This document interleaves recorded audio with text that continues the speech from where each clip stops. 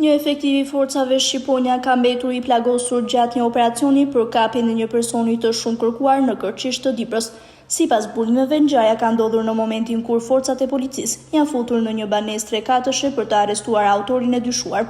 Gjatë ndërhyjes, efektivi i shqiponjave Gentian Meda, 40 vjeç, është rëzuar nga një mur rrethues në tentativë për të kapur të shumë kërkuarin, duke pësuar dëmtime trupore. Efektivi i plagosur fillimisht ka marrë ndihmën e parë në spitalin e Peshkopis, ndërsa më pas është transportuar me helikopter drejt Tiranës për mjekim më të specializuar. Ndërkohë, policia vuri në pranga 35 vjeçarin Klodian Lomi Mazari, pasi akuzohet për veprat penale, organizat kriminale, shfrytëzim prostitucioni dhe trafikimi lëndëve narkotike, vepra të kryera në Itali. Aksioni i policisë i zhvilluar gjatë natës ka zgjuar edhe banorët, të cilët tregojnë atë çfarë kanë parë. O bretha vdiqja ishte për gjakon, tu garrejnë të pira Ramazanit, u tristava ranti, mergjina ranti. Do të jalir në aftë dojmë se.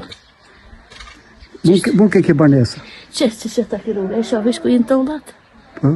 U që ta ishte shtraj. Gjakosur? Po, gjakosur më përqin ishte. Sa ka qënë ora? Ha? Çfarë ore ka qënë?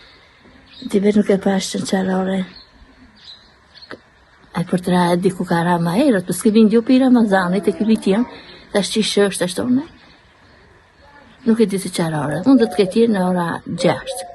Unë me ti më thamë. Kishte, po e forca policie të shumë të këtu? Kishte të policat e. 35 vjeçari ishte shpallur në kërkim pasi gjykata shqiptare ka njohur dënimin e gjykatës së apelit të Romës në Itali, ku ka për të vuajtur dënimin e mbetur prej 6 vite e 7 muaj burg.